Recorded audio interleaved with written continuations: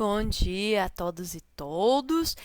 Acabamos de olhar em como estimar o número de casos que precisamos em uma amostra para dados quantitativos. Agora vamos passar para dados qualitativos, onde estamos lidando com proporções. Ou seja, então, em vez de pensar na média da população, como que eu vou estimar a proporção na população?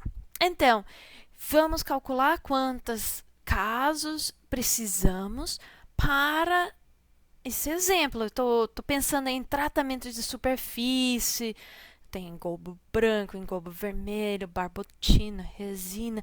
E eu gostaria de amostrar o suficiente dos materiais cerâmicos para tratar da proporção de cerâmicas na população com tratamento de superfície barbotina. E para essas, eu gostaria de poder falar com uma confiança de 95%. Então, nível relativamente confiante do quanto proporção tem na população, com um erro não ultrapassando mais ou menos 3%. Então, quando eu apresento os meus dados, quero lá no final fala de a quantidade na porcentagem de cerâmicas, mais ou menos 3% no máximo. Mas como estou lidando com proporções, essa minha ideia de mais ou menos 3%, eu vou ter que lembrar que isso tem que revertir para a proporção. Ou seja, 3% vai voltar a ser 0,03. A gente divide por 100. Da mesma maneira que proporção foi multiplicado por 100 para chegar na porcentagem. Tá. Daí eu preciso de um desvio padrão. E eu também vou precisar desse T para o nível de confiança de 95%. Agora, a gente já sabemos que o nível de T vai ser escolhida da fileira de infinidade, pois ainda não sabemos quantos casos vamos ter nessa nossa amostra.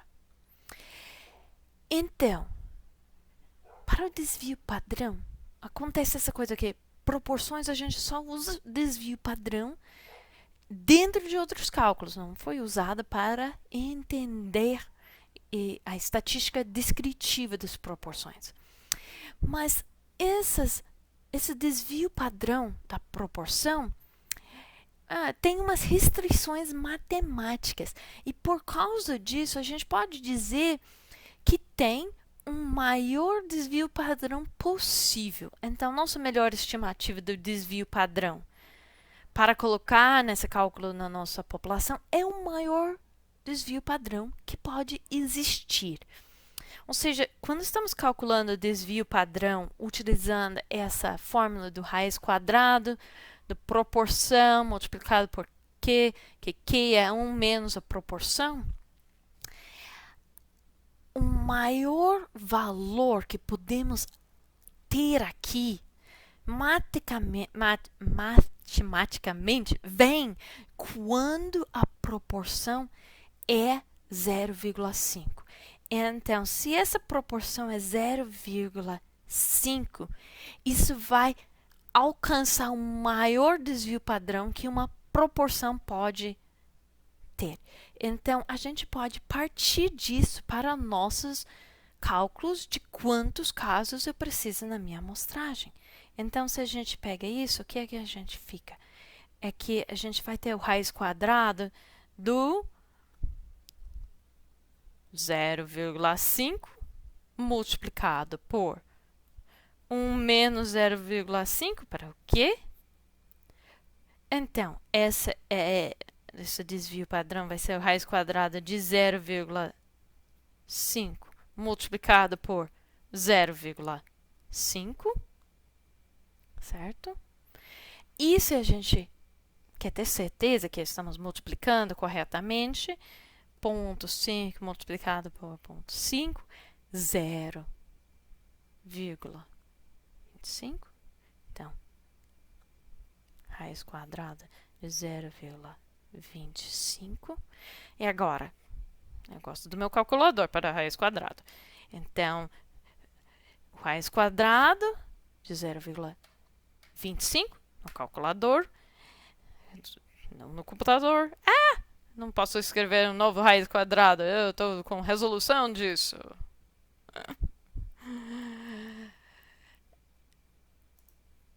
É igual a 0,5.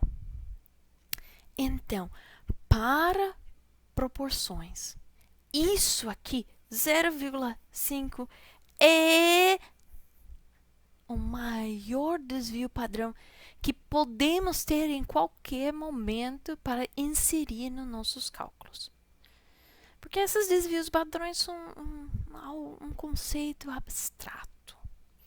Então, nesse caso, então, a gente traga o nosso melhor estimativo do desvio padrão, que vamos ter, que é 0,5, para colocar no nosso equação. E a gente já sabemos que esse intervalo de erro é 0,03, porque é a proporção que estamos colocando aqui.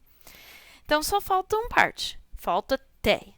Então, falta que a gente vai no t de grau de liberdade, infinidade, para 95%. Então, vamos lá na nossa tabela T, maravilhosa, e a gente vai aqui na 95%, desce lá para a fileira de infinidade, e a gente fica com T igual a 1,960. Agora sim, agora eu acho que eu tenho todos os dados que eu preciso para colocar. Então, aqui, então, tem 1,960.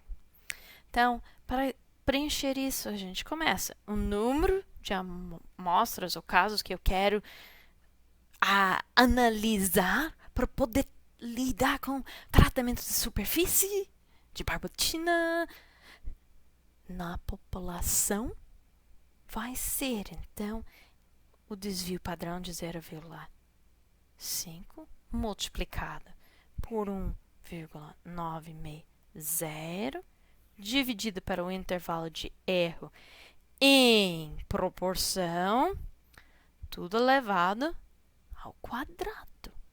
Então, vamos ver isso. Usar o nosso calculador para facilitar a nossa vida. Então, 0,5 multiplicado por 1,96 está igual a 0,98. Então, agora 0,98 dividido por 0,03 elevado ao quadrado. Então, vamos lá. Agora, eu quero dividir por 0,03. E eu fico com 32,366666666. Então, n igual a 32,666. Tá ótimo. Levado ao quadrado. Então, nesse caso, vamos lá. 32 multiplicado por 32 1067. Então, eu vou precisar de 1077 fragmentos de cerâmica analisado para poder conversar sobre a população do qual a amostra veio com nível de confiança de 95% e um intervalo de erro que não ultrapassa o 3%. Máximo não ultrapassa. Tá faltando uma palavra. Ou não quero que o intervalo de erro máximo... tá certo o português, desculpe. Então, quando estamos pensando em amostrar, a gente pode ver que se a gente quer uma grande precisão, então, ou seja, um resultado cujo erro é baixa, intervalo de erro baixo, vamos precisar trabalhar com mais amostras. E daí entra a questão arqueológica. Será que uma estimativa da população mais ou menos 3% é relevante culturalmente? Ou se é suficiente estimar a população em termos da produção de diferentes tratamentos de superfície dos vasilhames com um erro de mais ou menos 5%? Isso cabe a um outro tipo de raciocínio, que é a questão de em que ponto precisamos ter uma certa precisão sobre a população. Nesse momento ainda estamos pensando em tratar de uma amostra e a população de qual essa amostra veio. Mas quando a gente começa a tratar de duas populações e a sua comparação, daí você tem parte de tudo isso acaba sendo essa consideração de se uma população de cerâmica com barbotina ocorrendo numa estimativa de 25 mais ou menos 3% das cerâmicas é importante para entender se fosse uma estimativa da população em 25, mais ou menos 5%, já é suficiente para trabalhar sobre essa população.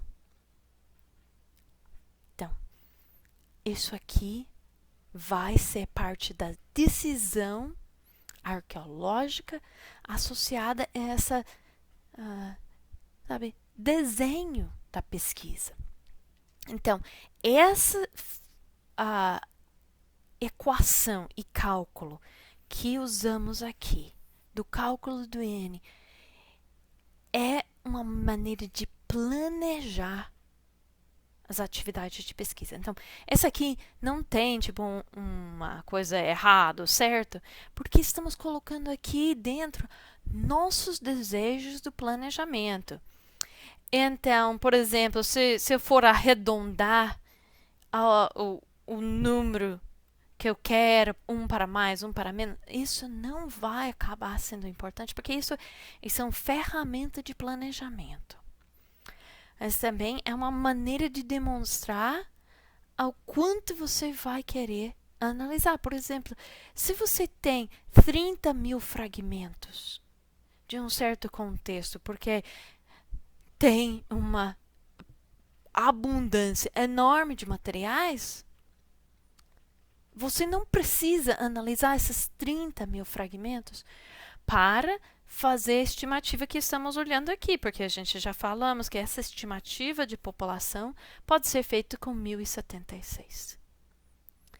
Então, esse cálculo vai estar envolvido no planejamento e da maneira que você trata dos materiais. Muitas vezes também em laboratório, a decisão de quanto é que veio do campo que você vai olhar em detalhe.